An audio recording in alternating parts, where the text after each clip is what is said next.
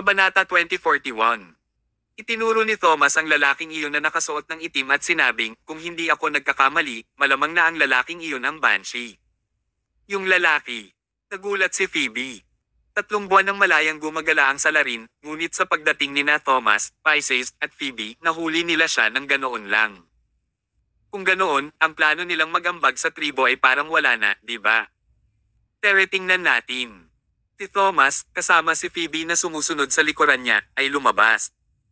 Umalis sila sa silid at tumungo sa altar, doon nila nakilala ang Pisces. Pagpasok nila sa altar, ang banal na babae ay nakaupo na sa trono sa pangunahing bulwagan na may isang lalaki sa bawat tagiliran niya.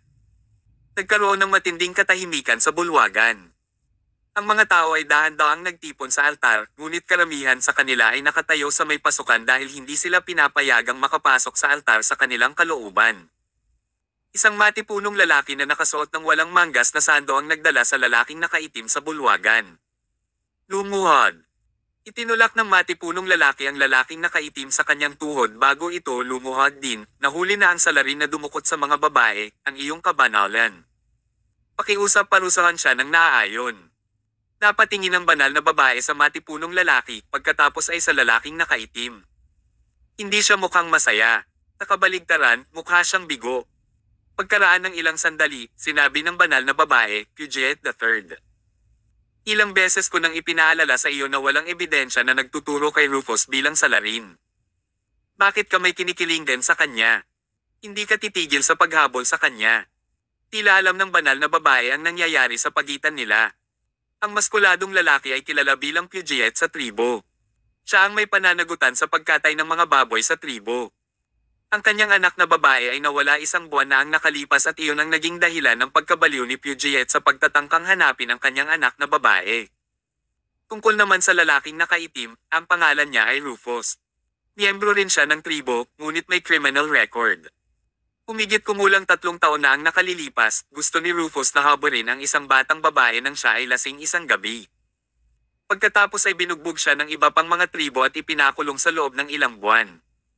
Pinagmulta rin siya sa insidenteng iyon.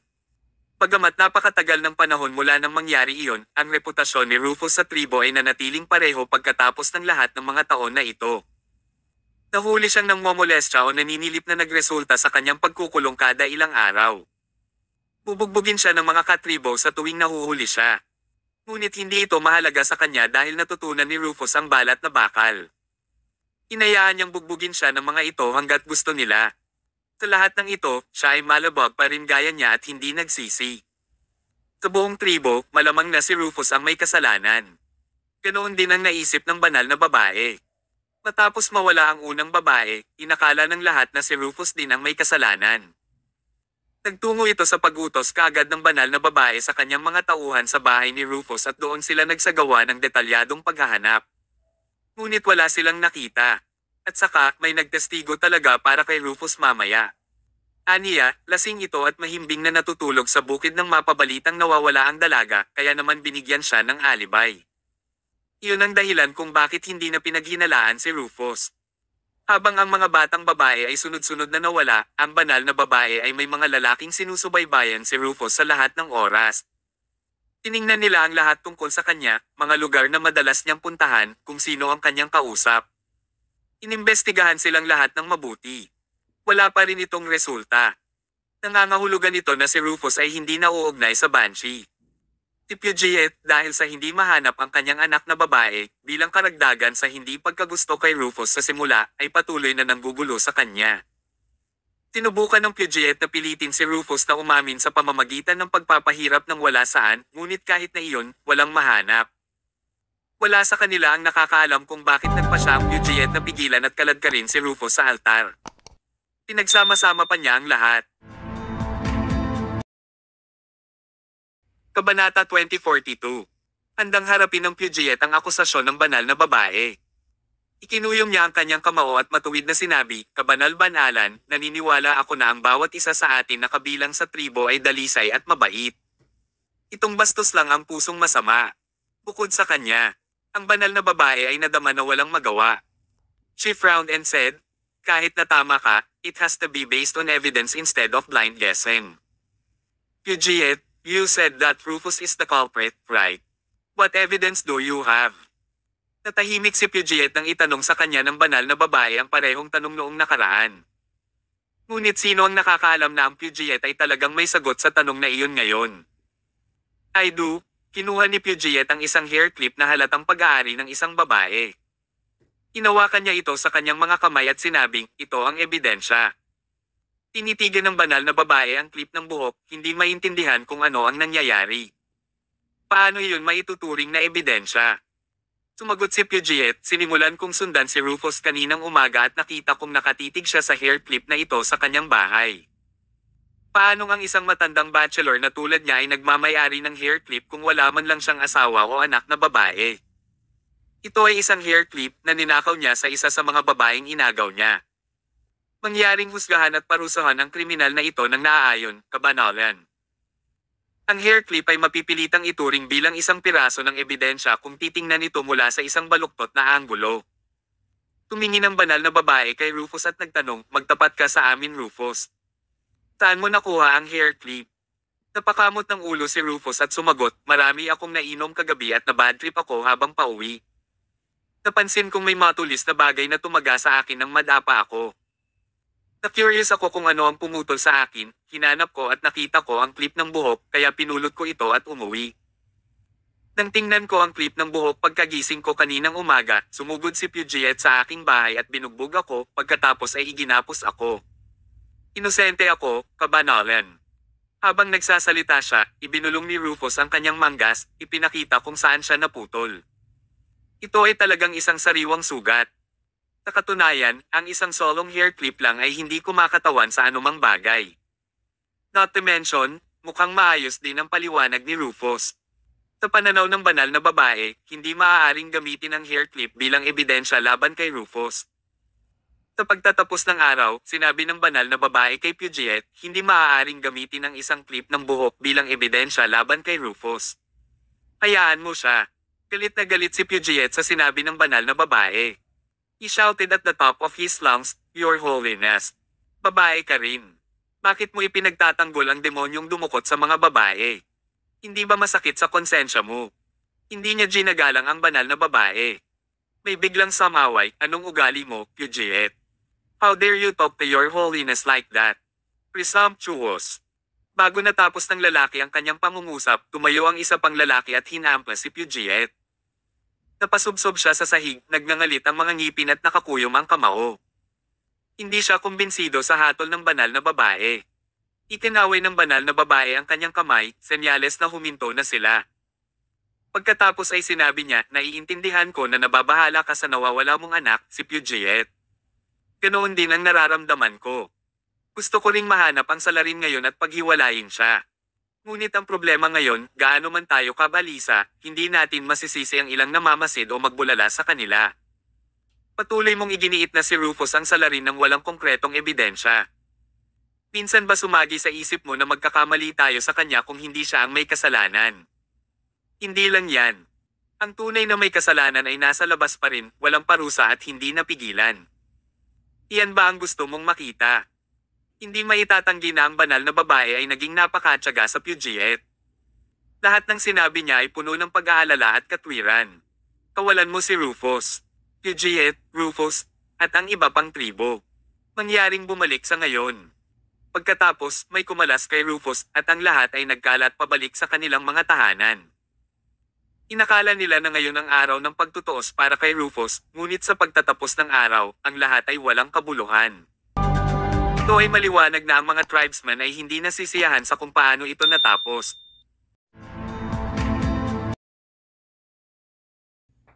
Kabanata 2043. Ang mamamatay tao ay hindi naaresto, at si Rufus ay ipinagtanggol ng paulit-ulit. Nasa sukdulan na ang galit ng mga katribo. Kung magpapatuloy ito, maaaring magkaroon ng gulo. Habang umaalis ang lahat, si Thomas, na tahimik na nanunood ng palabas, ay biglang nakaramdam ng mali at tumingin siya sa mga tao. Tinuri niya ang lahat na parang agila na naghahanap ng biktima.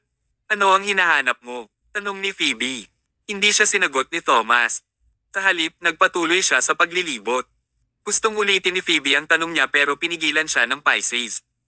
Nagpahiwatig siya sa kanya na huwag istorbohin si Thomas. Kadalasan, si Thomas ay nakatutok kapag siya ay nasa ganoong estado. Dahan-dahang umalis ang lahat. Nawala si Thomas sa kanyang concentration mode at kinusat ang kanyang mga mata. Agad na tanong ni Phoebe, Thomas, ano ang nakita mo ngayon? At saka, bakit mo ako pinigilan, Pisces? Ano ang sinusubukan mong gawin? Paliwanag ng Pisces, ganyan lang kumilos si Commander kapag may nakita siyang importanteng clue. Pinigilan kita kanina dahil ayokong ma-distract mo si Commander sa pag-iisip. Commander, ano ang natuklasan mo? Tanong niya kay Thomas. Tumanggo si Thomas na may mahigpit na ekspresyon at sinabi ang isang bagay na ikinagulat ng lahat ng tao sa silid. Nasa karamihan ng mamamatay tao. Ano? Hindi lang si Phoebe, maging si Pisces, ang banal na babae, at lahat ng nasa shrine ay nabigla sa sinabi ni Thomas. Totoo ba ito? Ngayon lang ba nandoon ang mamamatay tao? Kung totoo ang sinabi ni Thomas, masyadong matapang ang pumatay. Siya ay nasa karamihan kahit na nangangahas na lumapit at manood ng kasiyahan. Hindi ba siya natatakot na malaman? Ang banal na babae ay agad na nagtanong, Mr. Mayo, may nakita ka bang mahalagang mga palatandaan? Pumunat ang noo ni Thomas at sinabing, maaaring baka ito o hindi. Baka mahihirapan kang tanggapin ang pahiwatig na ito, kabanal-banalan. Ang kanyang mga salita ay lubhang kakaiba. Nagtanong ang banal na babae, anong clue ito? Pakipaliwanag, Mr. Mayo. Sumagot si Thomas, naramdaman ko ang pagpatay sa mga tao kanina. Layong pumatay. Oo, paliwanag ni Thomas, nakipaglaban ako sa lugar ng digmaan sa loob ng ilang taon at sanay akong pumatay ng mga tao. Nararamdaman ko ang layunin ng pagpatay ng hindi man lang tumitingin sa kalaban. Ngayon lang, naramdaman ko ang hangyaring pagpatay na iyon. Mula sa karamihan. Sa katunayan, ang mamamatay tao ay hindi gustong pumatay ng sinuman, ngunit siya ay may matinding pagnanasa para sa isang tao. Ang gayong pagnanasa ay lumabas sa kanyang katawan. Ito ay napakalakas. He made it sound so fantastical, but it was similar to what Puget III said. Ang banal na babae ay nahirapan pa ring paniwalaan. Natural, hindi inakala ni Thomas na paniniwalaan siya ng banal na babae at hindi iyon mahalaga. Ang pinakamahalagang bagay ay nakuha ni Thomas ang ilang mga pahiwatig at iyon ay sapat na. Curious na tanong ni Phoebe, Desir. What Desir? Tumingin si Thomas kay Phoebe at sinabing, nang dumaan sa akin ang matinding pagnanasa, natukoy ko na sa iyo iyon nakadirekta. Ako, tinuro ni Phoebe ang sarili at parang hindi makapaniwala. Oo, ikaw. Natatakot ako na ang mamamatay tao ay nakatutok sa iyo. Ikaw ang susunod na target ni Banshee. Ano? Kabanata 2044. Nagbago ang ekspresyon ni Phoebe. Alam niyang si Thomas ay hindi isang taong basta-basta magbibiro. Kung totoo ang sinabi niya, kanina pa talaga nasa crowd si Banshee at tinarget pa siya nito. She became so worked up na muntik na siyang umiyak. Anong dapat kong gawin? Ako. Malinaw na tumaba ako ngayon. Sa sandaling iyon, ang banal na babae ay tumawa bilang pagbibitiw at sinabi, ang mga batang babae sa tribo ay sumusubok sa lahat ng uri ng mga paraan upang maging mataba, pangit, at matanda. Sa totoo lang, Miss Mars, hindi ka mataba. Kumpara sa iba, ikaw maganda pa rin. Ito ay isang papuri, ngunit ginawa nitong labis na malungkot si Phoebe sa sandaling iyon. Nagpout si Phoebe at sinabi kay Thomas, mula ngayon, kailangan mong nasa tabi ko 24 na oras sa isang araw, at hindi mo ako maaaring iwan anumang oras. Pisces, kailangan mong kasama ako kung wala kang magagawa. Gawin mo rin. Dapat sabay kayong protektahan ng dalawa. Naririnig mo ba ako? Sa totoo lang, gagawin niyo ni na Thomas at Pisces kahit na hindi niya ito binanggit. Masyado silang walang kakayahan kung hindi man lang nila maprotektahan si Phoebe. Sa sandaling iyon, hindi naiwasang itanong ng banal na babae, Mr. Mayo, ang tagal mo nang lumingon sa paligid. Natuklasan mo ba kung sino ang pinagmula ng layunin ng pagpatay? Bagaman hindi siya naniniwala sa sinabi ni Thomas, dahil umunlad ang mga bagay sa ganoong punto, mabuti na magkaroon ng isang palatandaan dahil ito ay mas mahusay kaysa sa wala. Gayunpaman, ang mga resulta ay nabigo sa kanya. Walang magawang sinabi ni Thomas, wala akong nadiskubreng anuman. Ang layunin ng pagpatay ng tao ay dumating at nawala sa isang kisap mata. Ang taong iyon ay tila maingat at sensitibo. Bukod, siya ay kabilang sa isang pulutong ng mga tao. Mayroong halos 200 tao lamang. Ngayon, kaya kahit na may layunin siyang pumatay, mahirap kumpirmahin kung sino iyon. Dahil dito, nawalan sila ng ideya. Sa kabila noon, may napala rin sila. Hindi bababasa, alam na nila ngayon na ang mamamatay tao ay kabilang sa mga tribo. Nakaramdam ng takot si Phoebe habang sinasabi niya, totoo na si Banshee ay may kakayahan na maging tao. Na naruroon kanina ay mga tao, at walang halimaw na may pakpak. Umiti si Thomas bilang pagbibitiw at umiling nang marinig ang sinabi ni Phoebe. Tila kinilig talaga si Phoebe kung hindi ay hindi siya magsasabi ng mga kalokohang bagay. Napakunot ang noo ng banal na babae at sinabing, pasensya na talaga sa pag-istorbo ko sa inyong tatlo kaninang madaling araw. May halika at maghanda ng almusal.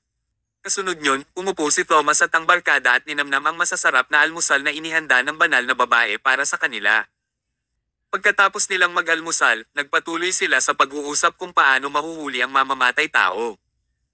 Tinubukan nilang tukuyin ang pagkakakilanlan ng mamamatay tao habang nakikinig sila sa mga ulat ng kanilang mga nasasakupan. Marami sa kanila ang lumabas upang imbestigahan at hanapin ang mga batang babae kahapon at ang ilan sa kanila ay bumalik. Hinanap nila ang malalaking bahay sa liblib na lugar sa malapit, ngunit nabigo silang makita ang anumang bakas ng nawawalang mga batang babae.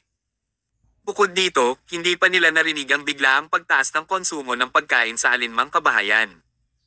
Ang dalawang mungkahi na ibinigay ni Thomas ay hindi pa magagamit. Sa kasalukuyan, pinatay ng mamamatay tao ang lahat ng 12 babae at inalis ang kanilang mga bangkay o iniwasan ang paghahanap gamit ang ilang mapanlikhang pamamaraan. Kailangan niya ng puwang na kayang tumanggap ng 12 tao. At kailangan din itong maitago ng sapat upang hindi ito matuklasan ng mga tagalabas kahit magsisigawan at magsigawan ng mga babae. Bilang karagdagan, kinailangan niyang pakainin ang 12 babae ng sabay-sabay. Napakaraming pagkain iyon, ngunit nagawa niyang iwasang matuklasan. Paano ito nagawa ng mamamatay tao? Ito ay nakakalito. Ang ilan sa kanila ay tinalakay ang bagay mula umaga hanggang tanghali. Nang malapit na silang mananghalian, may narinig silang masamang balita. Nagmamadaling tumakbo ang isa nilang subordinate papunta sa shrine. Habang hinihingal, sinabi niya, may nangyaring masama, kabanalan. Puget III. Nagpatupad siya ng malupit na parusa kay Rufus Stewart habang nagtatanong. Pinugbog niya si Rufus hanggang mamatay. Kabanata 2045. Ano? Paano nangyari ito? Mabilis na tumayo ang banal na babae mula sa kanyang upuan na mukhang naalarma. Hindi ba't ilang beses na natin siyang sinabihan na huwag gumawa ng anumang bagay na walang ingat dahil wala tayong ebidensya na si Rufus ang mamamatay tao? Ano ang ginawa ng Puget III? Nakaramdam ng galit ang banal na babae at nag-aalala rin sa Puget III. Ang pagpatay ay hindi isang bagay na maaaring basta na lang itago. Kung pinalo lang ng Puget III si Rufus, maaaring naligtas pa rin ang sitwasyon. Ngunit pinalo niya si Rufus hanggang sa mamatay, at iyon ay isang seryosong bagay. Hindi na mapakali ang banal na babae sa kanyang personal na imahe. Agad siyang umalis sa dambana at tumakbo sa direksyon ng bahay ng Puget III. Nakasagasa rin si Thomas at ang mga kampa ng banal na babae. Ilang minuto lang ay nakarating na sila sa bahay ng Puget III. Isang malaking grupo ng mga tao ang nakapalibot na sa bahay, at lahat sila ay nanunood ng palabas. Bukod dito, ang lokal na pulisya ay sumugod at naglagay ng kordon upang pagbawalan ng mga tagalabas na pumasok. Tumabi ka at magbigay daan. Nandito na ang banal na babae. Nagkusa ang mga katribo na gumawa ng paraan para makalakad ang banal na babae sa loob at tingnan.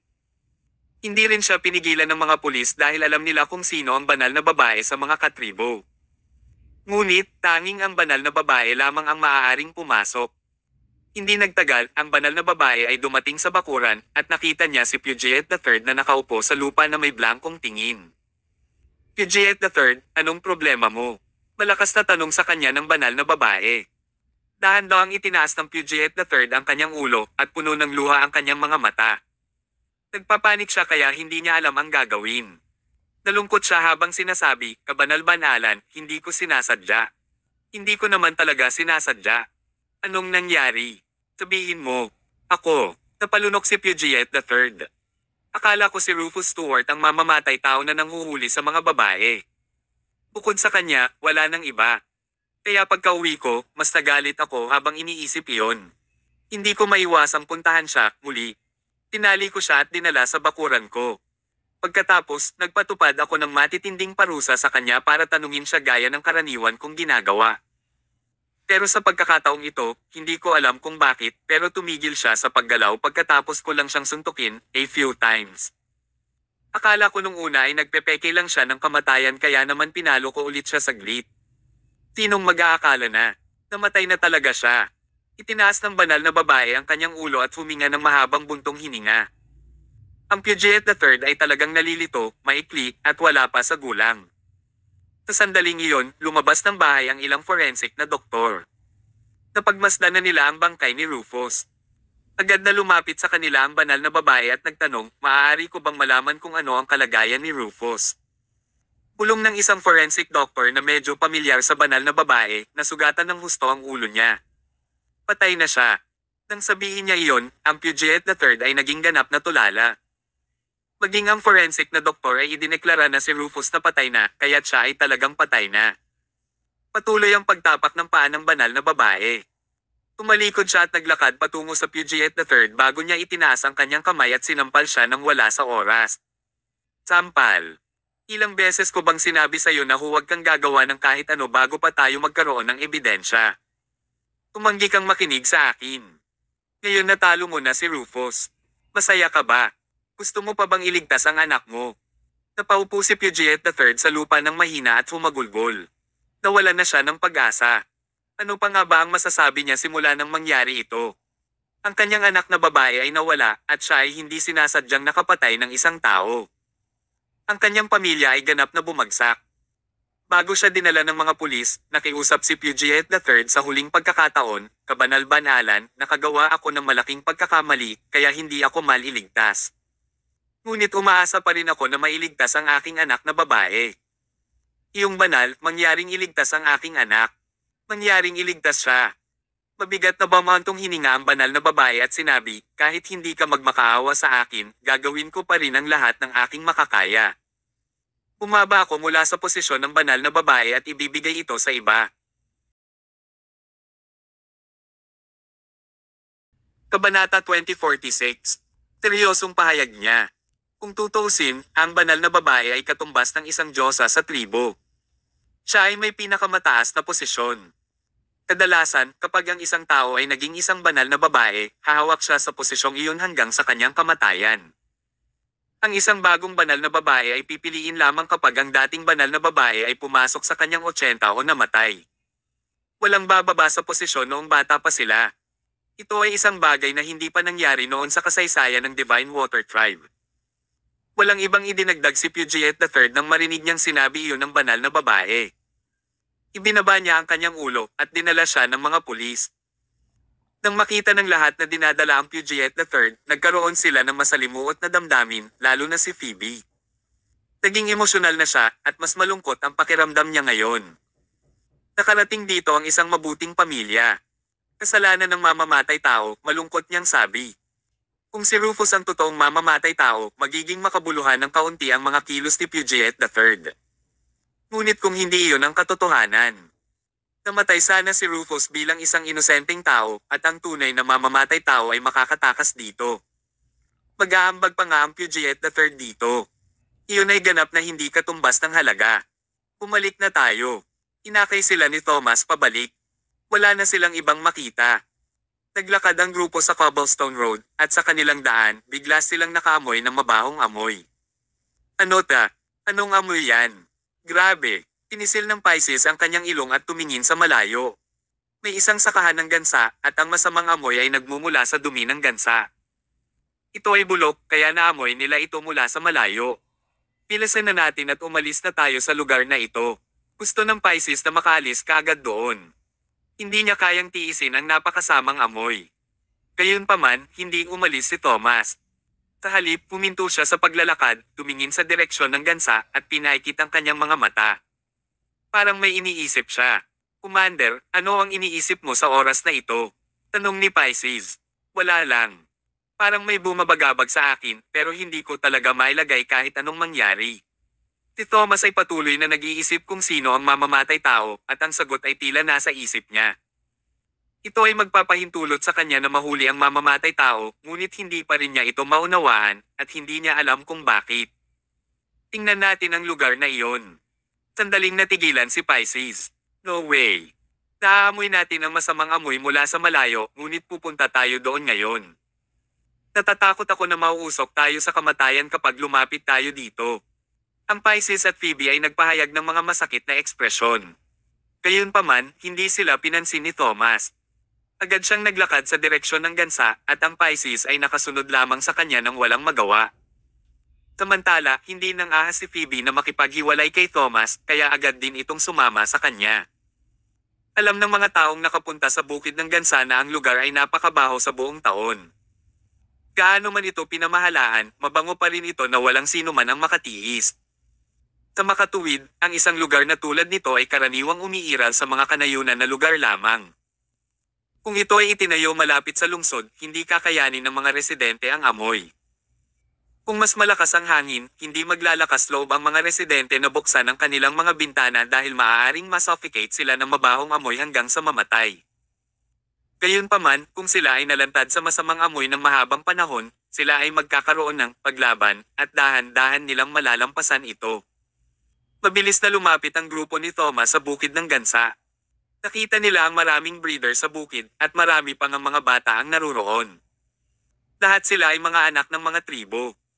Ang mga batang tulad nila ay dumating upang magtrabaho sa bukid ng gansa mula pa noong sila ay maliit. Tinulungan nila ang mga matatanda na pamahalaan ng sakahan ng gansa at pakainin ang mga gansa. Kasabay nito, tatanggap sila ng malaking sweldo. Bagamat hindi iyon pinahintulutan ng batas, walang nagmamalasakit dito. Bukod dito, maraming tribo ang handang pumunta doon at tumulong sa kanilang mga anak. Kung tutuusin, hindi naman delikado para sa mga bata na magtrabaho doon. Nagsagawa lang sila ng ilang simpleng gawain, ngunit maaari pa rin silang kumita ng pera. Kabanata 2047. Habang naglalakad si Thomas at ang grupo, tumingin sila sa paligid. Napakalaki ng bukid ng gansa, at maingay din. Ang mga gansa ay hindi tao, kaya malinaw na hindi sila susunod sa mga alituntunin ng tao at mananatiling tahimik kahit na itanong mo iyon sa kanila. Ang mga gansa ay karaniwang patuloy na bumubusina sa lahat ng oras, at sila ay napakalakas na maaaring magdulot ng pananakit ng ulo. Ang mga unang pumunta doon sa unang pagkakataon ay hindi ito kinaya. Kapag ang mga tao ay nag-usap ng harapan sa lugar na iyon, kailangan pa nilang sigawan ang isa't isa. Tulad sa isang abalang kalye, kung magsalita sila sa mahinang boses, matatakpan ng mga busina ng gansa ang kanilang mga boses. Sa pagkakataong ito, nagpakita ng mapait na ekspresyon ng Pisces at sinabing, "Commander, umalis na tayo sa lugar na ito. Napakabaho at maingay. Bakit tayo nakatayo dito?" Hindi siya pinansin ni Thomas at nagpatuloy sa paglingon sa paligid. Tinuri niya ang lupa sa bukid. Pagkatapos ay kinuha niya ang kanyang telepono at kumuha ng mga larawan kung saan-saan na para bang interesado siya sa lugar. Hindi maintindihan ng Pisces at Phoebe kung bakit niya ginagawa iyon. Habang nag-iimbestiga si Thomas, bigla niyang naramdaman ang isang bagay na pamilya. Ang layunin ng pagpatay. Ang aura na ito ay eksaktong kapareho ng aura na naramdaman niya noong umaga. Makumpirma ni Thomas na nasa malapit ang mamamatay tao. Agad siyang lumingon at tumingin. Nawala ang layunin ng pagpatay, at may isang grupo ng mga bata sa hindi kalayuan sa likuran niya. Parang walang mamamatay tao doon. Lumapit si Thomas at nagtanong, "Mga bata, may ibang tao ba dito ngayon bukod sa inyo?" Hindi. Hindi. Iyon ay kakaiba. Laminggalinga si Thomas sa lahat ng dako, ngunit hindi pa rin niya mahanap ang pumatay. Si Banshee ba talaga ang mamamatay tao na magpapakita at mawawala anumang oras? Ito ay kakaiba. Okay, I get it now. Balik na tayo. Noon lang bumalik si Thomas kasama sina Pisces at Phoebe. Sa kanilang pagbabalik, nagtanong ang Pisces, "Commander, hindi mo sinabi sa amin kung bakit mo gustong pumunta sa bukid ng gansa." Sumagot si Thomas, "Base sa aking mga kalkulasyon, ang mamamatay tao ay nasa bukid ng gansa. Gayun din, ang 12 batang babae na kinidnap ay malamang na nandoon din." Ano? Parehong nagulat sina Pisces at Phoebe, at naramdaman nila ang malamig na panginginig sa kanilang mga gulugod. Kung totoo ang sinabi ni Thomas, ibig sabihin ay baka nagkakilala lang sila ng mamamatay tao. Gayunpaman, bakit sigurado si Thomas na ang mamamatay tao at ang mga batang babae na kinidnap ay bukid ng gansa? Hindi ito angkop na lugar para sa ating talakayan. Bumalik muna tayo sa dambana. Pag-uusapan natin ito pagkatapos nating makilala ang banal na babae. Sige. Mabilis na bumalik si Thomas at ang grupo sa shrine. Matagal nang nakabalik ang banal na babae. Galit pa rin siya sa ginawa ng Puget III. Your Holiness, I have good news to tell you. I think I have a clue kung saan banibihag ang mga babae. Diretsyong sabi ni Thomas. Oh, talaga? Please, tell me. Hindi na makapaghintay ang banal na babae kung saan nakakulong ang 12 babae. Kabanata 2048. Hindi rin nagpatalo si Thomas sa paligid. Pinibigkas lang niya ang pangalan ng lugar, The Goose Farm. Ang sakahan ng gansa. Makukulong ba ang 12 babae sa ganoong lugar? Umunat ang noo ng banal na babae at sinabing, malapit lang talaga ang bukirin ng gansa. Hindi naman ito kalayuan. Kung kinulong ang mga babae doon, hindi ba magiging madali para sa kanila na matuklasan? Ipinaliwanag ni Thomas, hindi namin alam ang tungkol dyan. Karaniwang hindi kami alerto kapag nasa harapan namin ang mga bagay. Bukid ng gansa. Mr. Mayo, maaari mo bang ipaliwanag kung paano mo naisip ang hulang ito? Tanong muli ng banal na babae. Ipinakita ni Thomas ang 3 daliri. Natatandaan mo pa ba ang 3 kondisyon na binanggit ko noon? Una, ang lugar ay kailangang sapat na malaki upang ikulong ang lahat ng mga batang babae. Pangalawa, kailangang malayo ang lugar para hindi marinig ang sigaw ng mga babae. Pangatlo, kailangang maraming pagkain dahil napakaraming babae ang kailangang pakainin. Ang sabi ng banal na babae, ngunit ang sakahan ng gansa ay nakakatugon lamang sa unang kondisyon, tama ba? Mukhang hindi ito tumutugma sa huling 2 kondisyon. Umiling si Thomas at dahan-dahang nagpaliwanag. Sa totoo lang, may isa pang paraan para maiwasang marinig ang hiyawan ng mga babae bukod sa paghahanap ng lugar sa liblib na lugar, at iyon ay ang paggamit ng ingay. Si Thomas at ang grupo ay bumisita sa bukid ng gansa kanina, at halos sumabog ang kanilang mga ulo dahil sa sobrang ingay ng lugar. Kahit magkaharap at magsalita sila, kailangan pa rin nilang itaas ang boses at sumigaw. Kung ang 12 babae ay nakulong sa lugar na iyon, walang makakarinig sa kanila kahit na sila ay sumigaw ng buong lakas. Ang kanilang mga boses ay ganap na matatakpan ng mga busina ng ilang libong gansa. Hindi nila ito naisip noon at lubusang nakaligtaan ito. Ang huling punto ay ang dami ng pagkain. Ang sabi ng banal na babae, nagtanong-tanong ang aking mga nasasakupan, at ang konsumo ng pagkain sa bukid ng gansa ay hindi tumaas. Ang bawat isa ay kumakain pa rin ng parehong dami ng pagkain. Walang kakaibang nangyayari. Nang marinig iyon ni Thomas ay napangiti siya. The murderer is brilliant in that aspect. Your Holiness, if I'm not wrong, nagtanong ka lang tungkol sa food consumption ng mga tao sa Goose Farm, di ba? Oo naman, natural na sagot ng banal na babae.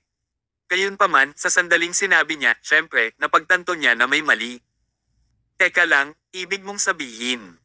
Agad na namutla ang kutis ng banal na babae. Sa huli ito ay isang sakahan ng gansa. May pagkain para sa mga gansa bukod sa pagkain para sa mga tao. Ito rin ay tumutukoy sa pagkain ng hayop.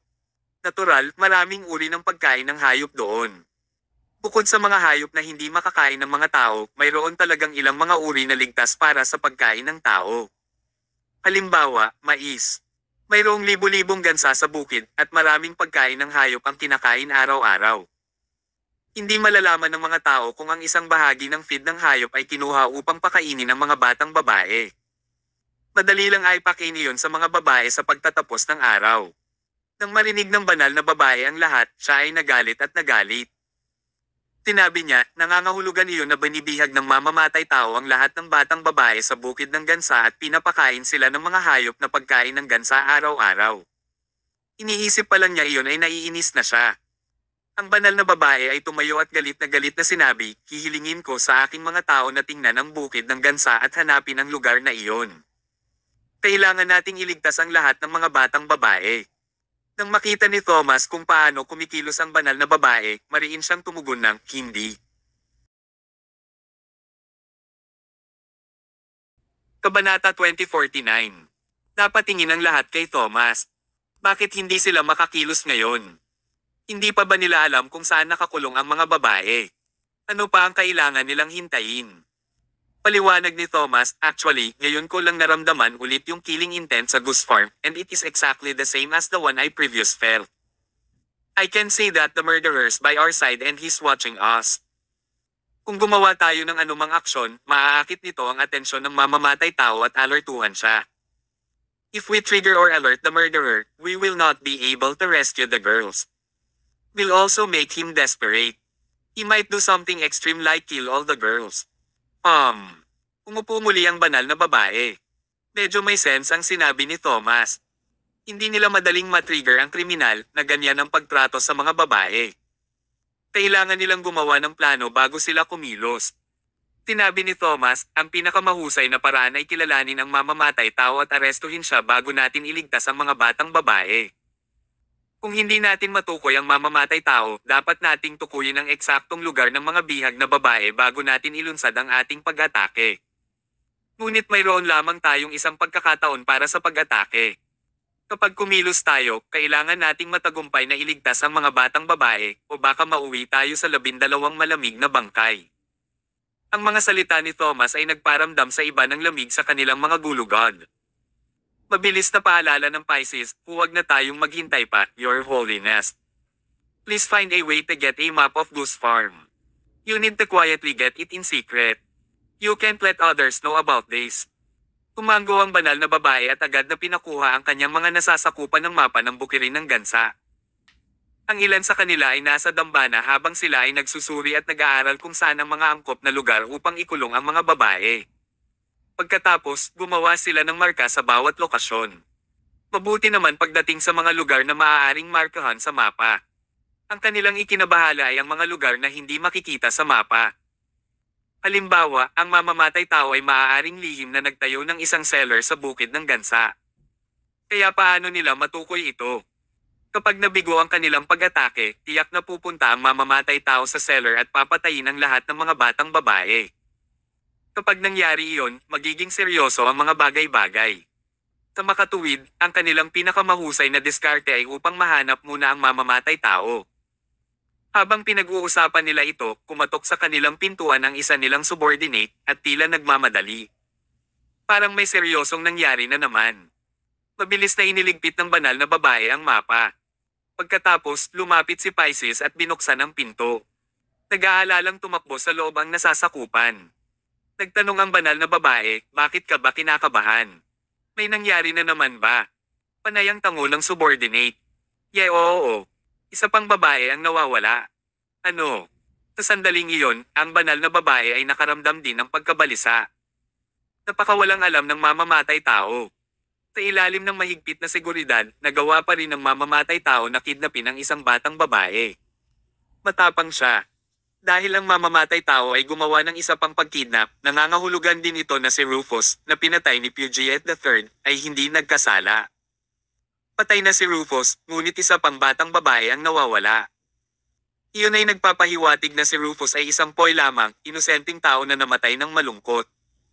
Malaking pagkakamali ang ginawa ng Puget III. Galit na nagtanong ang banal na babae, 3:00 na ng hapon. Araw na. Paanong inagaw ng mamamatay tao ang babae? The subordinate wore a bitter expression and said, Ako. I can figure it out too. Anyway, my girl na biglang nawala gaya ng dati. But, something's different this time. Parang may natitira pang bakas ng away sa lugar. Bakas ng away. Bahagyang kumunot ang noo ng banal na babae. Iyon ay isang bagong palatandaan. Noong nakaraan, ang lahat ng mga batang babae ay nawala ng walang bakas. Tara at suriin natin ang eksena. Kabanata 2050. Agad na umalis ang banal na babae sa dambana at tumakbo papunta sa pinangyarihan kung saan nangyari ang pagkidnap. This time, nasa isang eskinita ang eksena. Medyo malawak ang eskinita at madalas dumaan doon ang mga tao. Batay sa mga pahiwatig na nakolekta ng kanyang mga nasasakupan, ang nawawalang babae ay talagang nag-grocery shopping kasama ang kanyang kapatid. Sa kalagitnaan ng kanilang paglalakbay, binisita ng kapatid na lalaki ang banyo at ang kapatid na babae ay nanatili sa paghihintay sa kanya. Pangkaraniwang pangyayari iyon at tila walang kakaiba. Ngunit ang sitwasyon ay napunta sa timog. Sa oras na bumalik ang kapatid, nawala na ang kapatid na babae. Natakot ang kapatid dahil sa alamat tungkol kay Banshee na kumakalat sa loob ng tribo. Nag-alala siya na inagaw ni Banshee ang kapatid niya kaya agad niya itong hinanap. Gayunpaman, walang laman ang kanyang paghahanap pagkatapos niyang magtanong sa maraming tao. Sa huli, nakita niya ang panyo ng kanyang kapatid na babae at ilang bakas ng scuffle sa eskinita. Maaaring sabihin na ang kanyang kapatid na babae ay nahirapan bago siya kinidnap. Ang kanyang kapatid na babae ay hindi kasing lakas ng mamamatay tao, kaya ang mamamatay tao sa huli ay nagtagumpay sa pagkidnap sa kanya. Wala sa liblib na lugar ang eskinita. Nasa tabi lang ng kalye. Theoretically, dapat may mga dumadaan malapit dito. Kung ang kanyang kapatid na babae ay nakipag-away sa mamamatay tao sa eskinita, ang ingay ay tiyak na nakaalerto sa mga dumadaan. Paano ito? Hindi maintindihan ng kapatid kung paano nawala ang kanyang kapatid. Nakatayo sa eskinita ang banal na babae. Tinitigan niya ito habang nasa malalim na pag-iisip. Siya ay hindi isang pulis o isang tiktik kaya hindi talaga siya nakakakuha ng marami mula sa eksena. Gayunpaman, iba ang ibang tao. Ang taong iyon ay si Thomas. Lamingga-lingga siya sa paligid bago siya tumingkayad. Pumulot siya ng lupa sa lupa, dinala sa kanyang ilong at inamoy iyon. Iyon ay nagparamdam sa iba na bahagyang naiinis. Sa kabila nito, malalaman ng mga nakakakilala kay Thomas na iyon ang kanyang paraan ng paghahanap ng mga pahiwatig. Matapos itong maamoy ni Thomas, tila nakakuha siya ng ilang mga sagot. Tinitik niya ang kanyang mga daliri para maalis ang dumi bago niya ipinagpatuloy ang pagmamasid sa eksena. Pumupulot siya ng ilang bagay sa lupa at siyasatin ang mga ito. Nalito ang lahat. Lumapit ang banal na babae at nagtanong, Mr. Mayo, may nahanap ka na ba? Nilaibat ni Thomas ang paligid nang hindi siya sinasagot. Hindi ito ang lugar para makipag-usap. Malubha ang mangyayari kung narinig sila ng mamamatay tao. Bumalik sila sa dambana pagkatapos noon. Sa sandaling nakabalik sila, sinabi ni Thomas, makukumpirma ko na ngayon na ang pumatay ay isang tao mula sa bukid ng gansa. Ang banal na babae ay agad na nagtanong, ano ang nakakatiyak sa iyo? Ipinaliwanag ni Thomas, noong ako ay nasa bukid ng gansa, espesyal kung sinuri ang lupa doon, at iba ito sa lupa sa ibang mga lugar. Gayunpaman, ang parehong uri ng lupa ay natagpuan sa eskinita. Sa eskinita, isang tao mula sa bukid ng gansa ang pumasok sa eskinita, at ang kapatid na babae ay nawala sa eskinita. May nagkataon kaya? Ang mamamatay tao ay dapat na isang tao mula sa sakahan ng gansa, at iniwan niya ang dumi sa ilalim ng kanyang sapatos sa eskinita sa panahon ng kanyang scuffle sa kapatid na babae. Iyon lang ang paliwanag. Walang iba kundi si Thomas ang nakadetect ng ganoong kaliit na detalye.